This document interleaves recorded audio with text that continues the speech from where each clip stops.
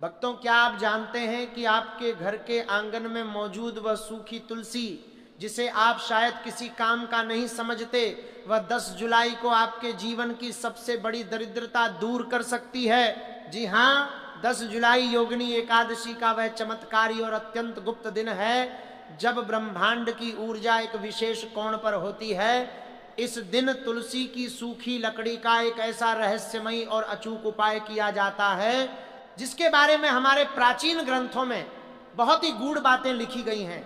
लेकिन एक बात का विशेष ध्यान रखें, इस उपाय को करते समय एक ऐसी भयंकर गलती है जो 90% लोग अनजाने में कर बैठते हैं और उसका परिणाम बहुत भयानक होता है। वह गलती क्या है, यह आपको जानना बहुत जरूरी है, वरना सारा उपाय उल्टा पड़ सकता है। वह रहस्यमयी गलती मैं आपको इस उपाय के दौरान ही बताऊंगा, इसलिए एक भी शब्द को अनदेखा मत कीजिएगा। योगिनी एकादशी कोई साधारण एकादशी नहीं है। पुराणों के अनुसार ये वह दिन है जब भगवान विष्णु योग निद्रा में जाने से पहले अपने भक्तों के लिए कृपा का एक विशेष द्वार खुला छोड़ देते हैं। इस एकादशी का प्रभाव इतना तीव्र होता है कि जो व्यक्ति सही विधि से तुलसी की लकड़ी का ये प्रयोग कर लेता है, उसके 7 जन्मों के पाप और आर्थिक कष्ट जड़ से खत्म हो जाते हैं।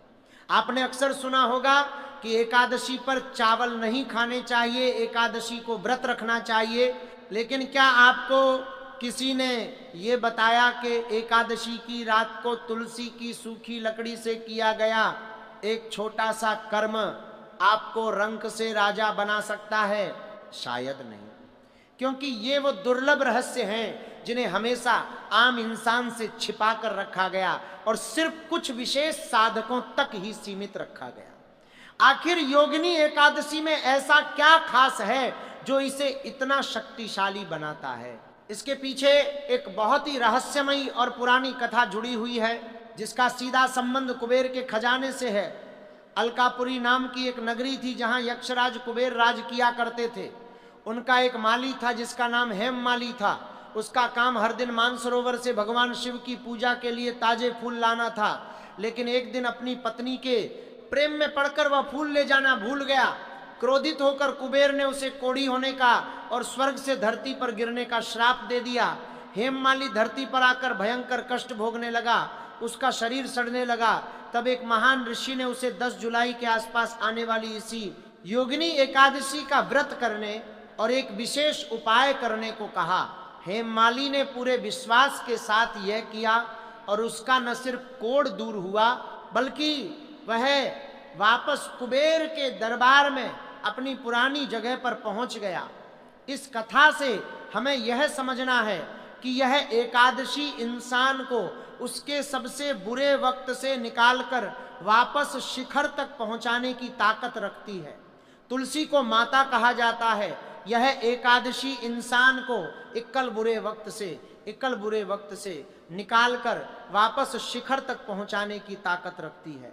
तुलसी को माता कहा जाता है, तुलसी को माता कहा जाता है, तुलसी को माता कहा जाता है, तुलसी को माता कहा जाता है और संभे व्रती को माता कहा जाता है।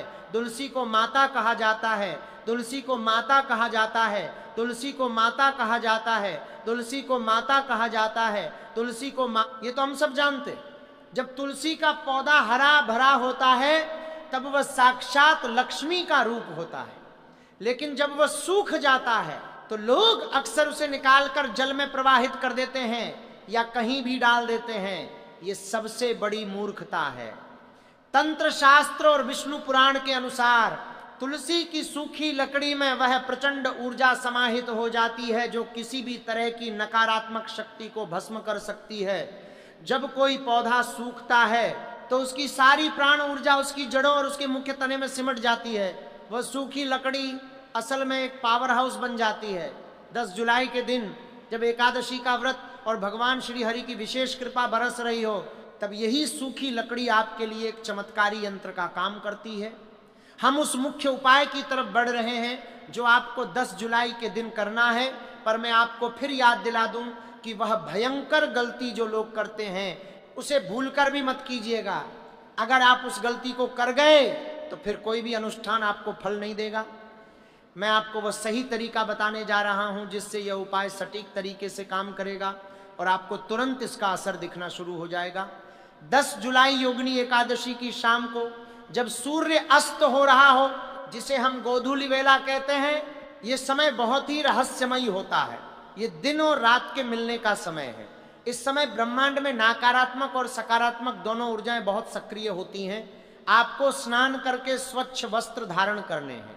इसके बाद आपके घर में या कहीं भी जो तुलसी का पौधा सूख चुका हो, उसकी एक छोटी सी टहनी, एक छोटी सी लकड़ी आपको निकालनी है।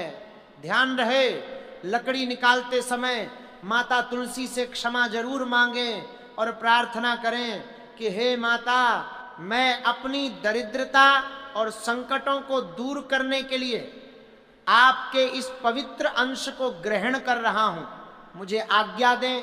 इसके बाद उस लकड़ी को घर लाएं और उसे गंगा जल या किसी भी पवित्र जल से अच्छी तरह धो लें। अब आती है वह सबसे बड़ी गलती जो 90% लोग करते हैं और फिर कहते हैं कि हमें फायदा नहीं हुआ। बहुत से लोग तुलसी की लकड़ी को सीधे किसी भी धागे में बांधकर गले में पहन लेते हैं या उसे बिना प्राण प्रतिष्ठित किए यूं ही अपनी तिजोरी या गले में रख देते हैं। यह सर्वथा अनुचित और गलत है। बिना मंत्र शक्ति और बिना भगवान विष्णु जी के स्पर्श के सूखी लकड़ी पूरी तरह से जागृत नहीं होती है, वह सोई हुई अवस्था में होती है। सही विधि यह है कि उस सूखी लकड़ी को एक पीले रंग के रेशमी कपड़े पर रखें। अब भगवान विष्णु या लड्डू गोपाल की मूर्ति के सामने उसे स्थापित करें। उसके ऊपर थोड़ा सा शुद्ध देसी घी और कुमकुम लगाएं। ये घी उस लकड़ी को ऊर्जा प्रदान करता है। क्या आप जानते हैं कि पूजा करते समय आपका मुख किस दिशा में होना चाहिए? ये एक बहुत ही बारीक लेकिन महत्वपूर्ण बात है जिसे लोग अक्सर नजरअंदाज कर देते हैं। जब आप 10 जुलाई की शाम को तुलसी की सूखी लकड़ी का ये चमत्कारिक उपाय कर रहे हो तो ध्यान रखें कि आपका मुख पूर्व या उत्तर दिशा की ओर होना चाहिए। उत्तर दिशा भगवान कुबेर की दिशा मानी जाती है और पूर्व दिशा से साक्षात सूर्य देव की ऊर्जा आती है। जब आप उत्तर दिशा की तरफ मुख करके इस लकड़ी को सिद्ध करते हैं तो सीधे तौर पर आप कुबेर के खजाने को अपने घर की तरफ आकर्षित कर रहे होते हैं। इसके बाद आपको एक बहुत ही शक्तिशाली और दुर्लभ मंत्र का 108 बार जाप करना है। आप चाहें तो तुलसी की माला से या चंदन की माला से जाप कर सकते हैं। यह मंत्र कोई साधारण मंत्र नहीं है। ओम नमो भगवते वासुदेवाय, ये तो आप जानते हैं। लेकिन इस दिन आपको ओम श्री ह्रीं क्लीं श्री सिद्ध लक्ष्मी नमः का मानसिक जाप भी करना है। जब आप जाप कर रहे हो तो आपका पूरा ध्यान उस तुलसी की लकड़ी पर केंद्रित होना चाहिए। अपनी आंखें बंद करें और ये महसूस करें कि ब्रह्मांड की सारी सकारात्मक ऊर्जा, भगवान विष्णु का पीला प्रकाश और माता लक्ष्मी की सुनहरी कृपा उस सूखी लकड़ी में सीधे प्रवेश कर रही है। यह वह समय होता है जब आपके घर का वातावरण पूरी तरह से बदलने लगता है। आपको खुद अपने भीतर एक अजीब सी शांति और एक बहुत ही दिव्य ऊर्जा का अनुभव होने लगेगा। आपको ऐसा लगेगा जैसे आपके कंधों से कोई बहुत बड़ा बोझ उतर गया है। जब आप आंखें बंद करके ध्यान लगा रहे हो तो एक विशेष कल्पना आपको करनी है। आपको अपने मन की आंखों से देखना है कि एक बहुत ही दिव्य और तेज सफेद रोशनी आसमान से उतर रही है और आपके घर के उस स्थान पर आ रही है जहां आपने वह सूखी लकड़ी रखी है। यह सफेद रोशनी सीधे भगवान विष्णु के बैकुंठ लोक से आ रही है। जैसे जैसे ये रोशनी उस लकड़ी में समा रही है वैसे वैसे वो लकड़ी सोने के रंग की चमकने लगी है। ये मानसिक दर्शन आपके अवचेतन मन यानी सबकॉन्शियस माइंड को सीधे ब्रह्मांड की उस महान ऊर्जा से जोड़ देता है जिसे मैनिफेस्टेशन कहते हैं। हमारे वेद पुराणों में इसी को संकल्प शक्ति कहा गया है। जितना गहरा आपका संकल्प होगा उतनी ही जल्दी ये सूखी लकड़ी आपकी इच्छाओं को पूरा करेगी। जाप पूरा होने के बाद उस सूखी लकड़ी को उस पीले कपड़े में बांधकर एक छोटी सी पोटली बना लें।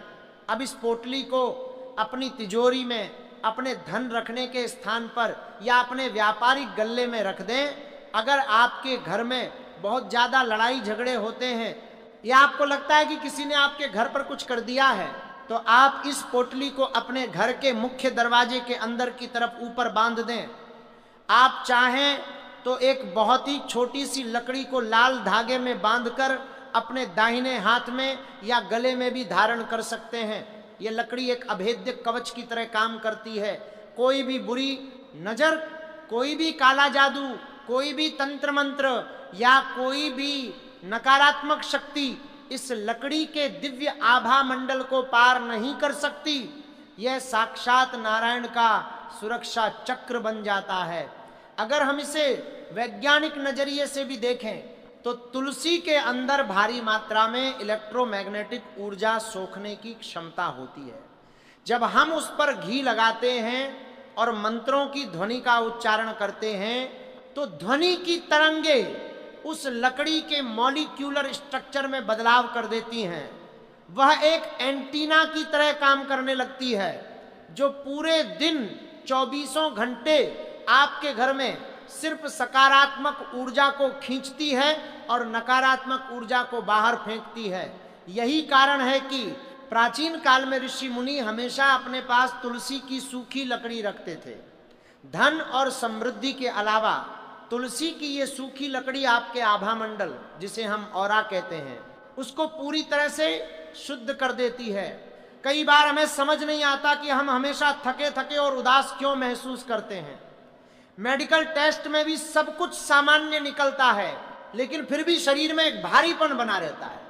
यह असल में नजर दोष और नकारात्मक ऊर्जा का असर होता है जो हमारे औरा पर चिपक जाती है। जब आप तुलसी की उस अभिमंत्रित सूखी लकड़ी को अपने पास रखते हैं तो वो आपके शरीर के 7 चक्रों को बैलेंस करने लगती है। खासकर आपका हृदय चक्र, जिसे अनाहत चक्र कहते हैं, वो पूरी तरह से खुल जाता है। इससे आपके अंदर एक गजब का आत्मविश्वास और निडरता पैदा होती है। आप जो भी फैसले लेंगे वह एकदम सही साबित होंगे। लोग आपकी बातों से प्रभावित होने लगेंगे।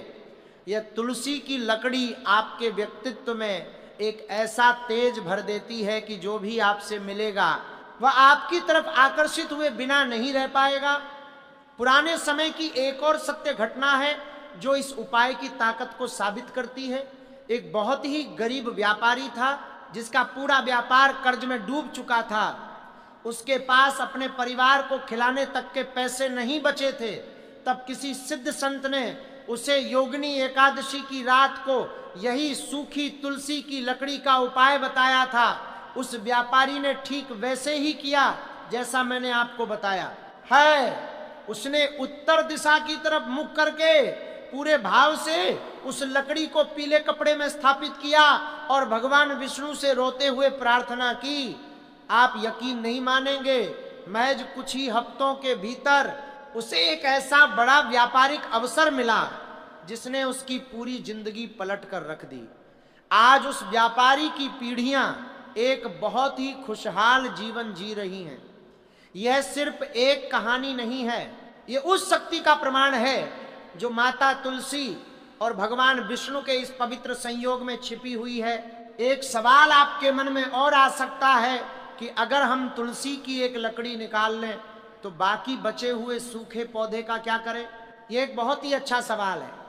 आपको उस बाकी बचे हुए पौधे को सम्मान के साथ किसी पवित्र नदी में विसर्जित कर देना चाहिए या किसी साफ मिट्टी में दबा देना चाहिए।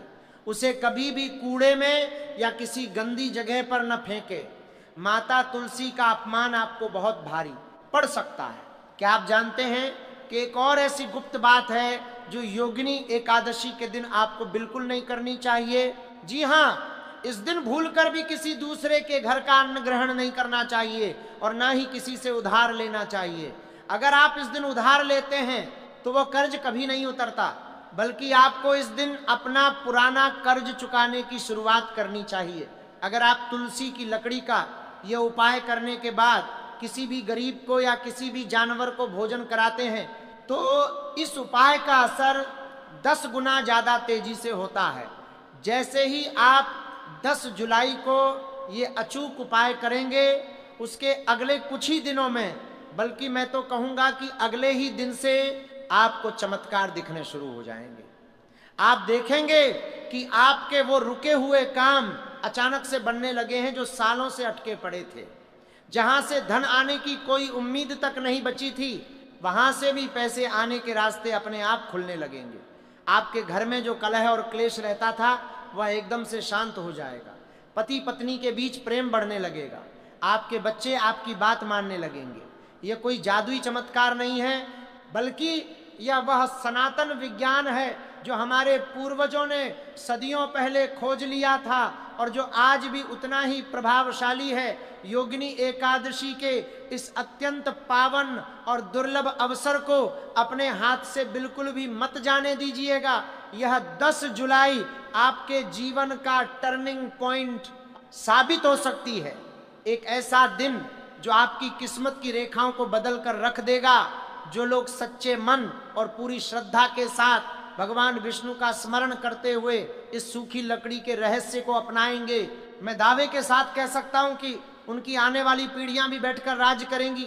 बस याद रखिएगा, मन में कोई शंका ना हो, कोई शक ना हो और आपके भाव एकदम शुद्ध हो, क्योंकि भगवान सिर्फ भाव के भूखे होते हैं। उपाय तो बस एक माध्यम है, असली काम तो आपकी श्रद्धा करती है।